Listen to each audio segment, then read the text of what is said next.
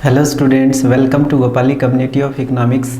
Dear student, जैसा कि मैंने कल आपसे डिस्कस किया था कि नेक्स्ट वीडियो में मैं डिस्कस करूंगा कि जो गेट के एग्ज़ाम होता है उसके अंदर बेसिकली प्रोसीजर क्या होता है, एग्ज़ाम के पैटर्न्स और क्वेश्चंस कैसे आते हैं उसके रिगार्डिंग। और नेक्स्ट जो वीडियो होगा उसमें मैं प्रीवियस ईयर जो क्वेश्चन पेपर हुआ है वो सोल्व करवाऊँगा, और साथ में अब जो सीरीज चलेगी उसके अंदर आगे आने वाले दिनों में जो भी सिलेबस के अंदर से इंपॉर्टेंट टॉपिक्स हैं वो मैं हर रोज़ इसके अंदर डालता रहूँगा और उससे रिलेटेड एमसीक्यूज हम सोल्व करते रहेंगे। राइट, तो ये आप सीरीज़ आप पूरा वॉच करेंगे तो आपको हेल्प मिलेगा काफ़ी इससे।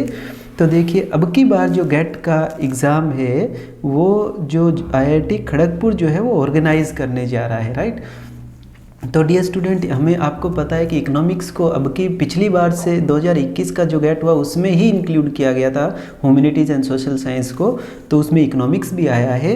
तो अब सेकंड जो दूसरी बार होने जा रहा है 2022 का, उसको आईआईटी खड़गपुर जो है वो कंडक्ट कर रही है। तो डियर स्टूडेंट देखिए, आईआईटी खड़गपुर ने एक बात क्लियर मेंशंस किया है यहाँ पर कि गेट की जो क्वालिफिकेशंस है वो कोई भी जो है उसके स्कोर को यूज़ कर सकता है। मास्टर डिग्री में एडमिशन लेने के लिए कोई भी कॉलेजेस हो सकता है, कोई यूनिवर्सिटी हो सकती है, कोई आईआईटीज़ आगे आने वाले दिनों के अंदर ऐसा कर सकती है कि मास्टर डिग्रीज में प्रोग्राम करना है तो आपका गेट क्वालिफाई जो होगा उसमें जो स्कोर ज़्यादा आएगा तो एडमिशन आपको मिलेगा। राइट, अगर कोई पीएचडी करना चाहेगा तो भी गेट के ऊपर एडमिशन हो जाएगा, जैसे साइंस के स्टूडेंट्स के होते रहे, इंजीनियरिंग के स्टूडेंट के जो गेट का एग्ज़ाम क्वालिफाई कर लेते हैं उनका पीएचडी में ही एडमिशन्स हो जाता है। राइट, तो ऐसा भी हो सकता है। राइट, और अदर जो गवर्नमेंट इंस्टीट्यूट्स हैं उनमें भी जैसे जेआरएफ वालों को होता है स्कॉलरशिप मिलती है, तो आगे आने वाले दिनों के अंदर ऐसा हो सकता है कि अदर यूनिवर्सिटीज़ भी गेट के बेस पे आपको एडमिशन देने लग जाए, और मोस्ट प्रोबेबली ऐसा ही है बच्चे, आगे होने वाला भी है ये,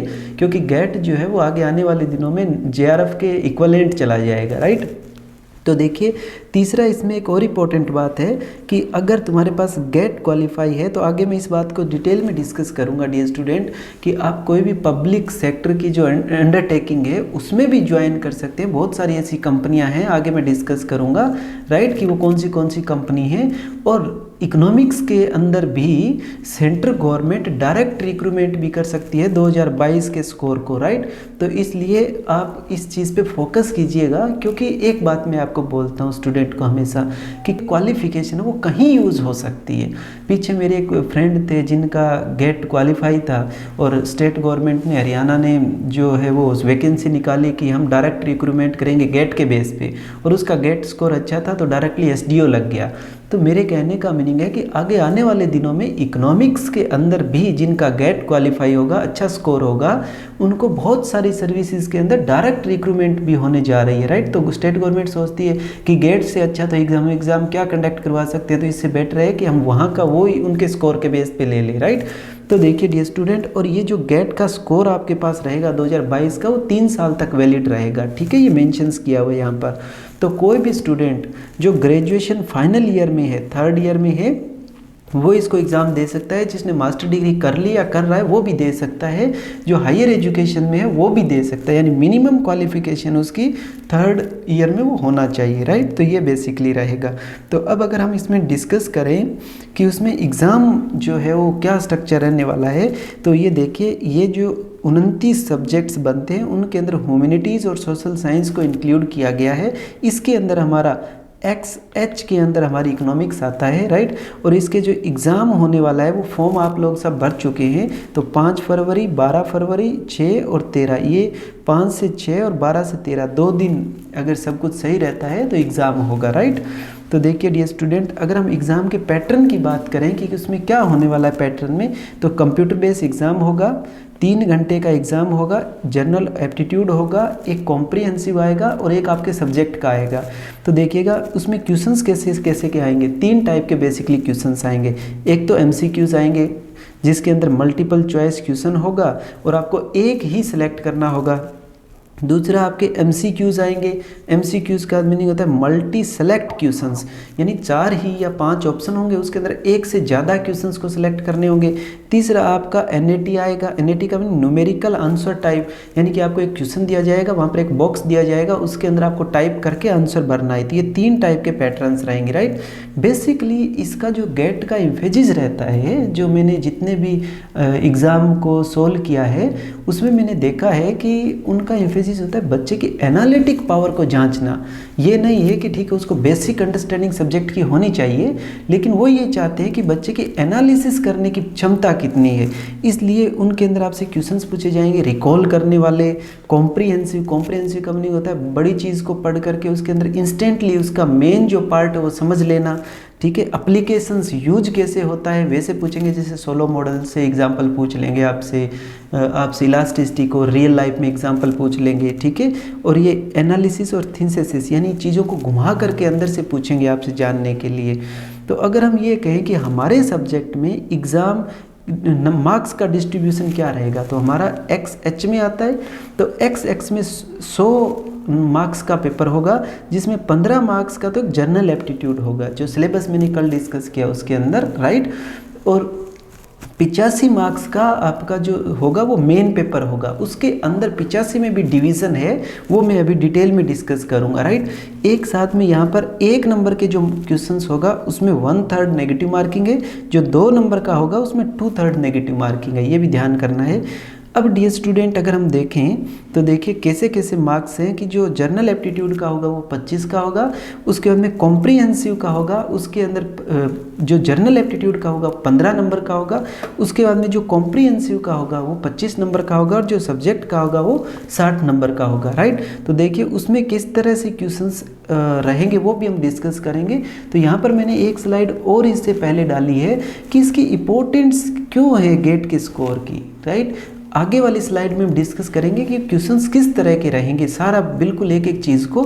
तो यहाँ पर गेट के स्कोर की, तो ये देखिए ये जो अभी परफॉर्मा आया है जो पूरा का पूरा, जो उसके अंदर इन्होंने डाला है कि देखिए जिसका भी गेट क्वालिफाई है उसके अंदर PSUs जो है, जैसे आपकी बहल हो गई, gas authority of India limited हो गई, हिंदुस्तान एरोनॉटिक लिमिटेड हो गया, राइट, इंडियन ऑयल कॉरपोरेशन हो गया, नेशनल थर्मल पावर हो गया, नेचुरल गैस एंड कॉरपोरेशंस हो गया, ग्रिड कॉरपोरेशन ऑफ इंडिया हो गया, इनमें तो डायरेक्ट स्कोर करते ही करते हैं। लेकिन एक और इम्पोर्टेंट बात इन्होंने कहा है, देखिए direct recruitment to the group A post in central government, जो सेंट्रल गवर्नमेंट की A लेवल की पोस्ट होती है उसमें डायरेक्ट रिक्रूटमेंट होती है, जैसे सीनियर फील्ड ऑफिसर हो गए, सीनियर रिसर्च ऑफिसर हो गया, सीनियर रिसर्च ऑफिसर NSNT हो गया, in cabinet secretary government of India is being carried out on the basis of GATE score, ये भी स्टार्ट कर दिया है, राइट। तो सेंट्रल गवर्नमेंट में जॉब मिलने के भी इसमें चांसेस रहते हैं। तो the detail of the scheme जो पेपर पब्लिश करेंगे उसके अंदर ये दिया हुआ होता है थ्योरिटी का, राइट। तो और भी देखिएगा कि कुछ स्टेट गवर्नमेंट, जैसे अब मैंने बात किया कि स्टेट गवर्नमेंट ने भी लेना स्टार्ट कर दिया है।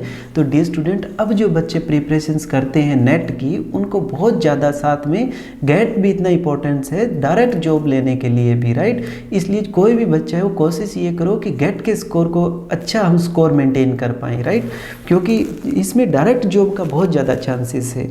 तो देखिए नेक्स्ट अगर हम डिस्कस करें कि मार्क्स कैसे डिस्ट्रीब्यूट होंगे। अब मैंने आपसे बात किया कि 3 सेक्शन में आपके वहाँ पर जैसे ही आप स्क्रीन खोलेंगे, हम कल वीडियो जो मैं डालूंगा उसके अंदर मैं उसी स्क्रीन के ऊपर बात करूंगा, अपनी खुद की जो वेबसाइट है navinsgopali.com, वहाँ से हम जो मॉक टेस्ट में यहाँ पर सोल्व करूँगा, जो पिछले वाला पेपर हुआ है उसको सोल्व करवाऊँगा।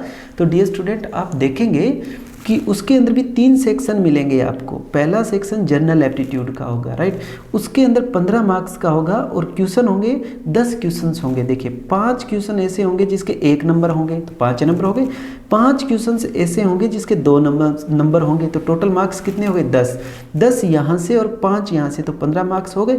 यानी जनरल एप्टीट्यूड वाले में 10 क्वेश्चंस आएंगे और 15 मार्क्स होंगे। क्लियर हो गया ये बात। उसके बाद आपके आएगा comprehensive, right, reasoning and comprehensive, ये कंपलसरी है। इसके अंदर क्या रहेगा कि बेसिकली ये 25 मार्क्स का होगा, यानी 15 मार्क्स यहाँ से हो गए, 25 मार्क्स यहाँ पर हो गए। तो इसमें क्वेश्चंस कितने रहेंगे देखिएगा, 15 क्वेश्चंस रहेंगे, राइट। 15 क्वेश्चन के अंदर क्या 7 क्वेश्चन एक एक नंबर के रहेंगे और 9 क्वेश्चंस जो रहेंगे वो 2-2 नंबर के रहेंगे, राइट। तो मेरे कहने का मीनिंग हो गया कि 10 क्वेश्चंस यहाँ होंगे, 15 क्वेश्चंस यहाँ होंगे, टोटल क्वेश्चन हो गए आपके 25, राइट। 25 और 40 क्वेश्चन अब आपके यहाँ से आएंगे, तो टोटल क्वेश्चन हो गए 65, तो 65 क्वेश्चंस आपके रहेंगे।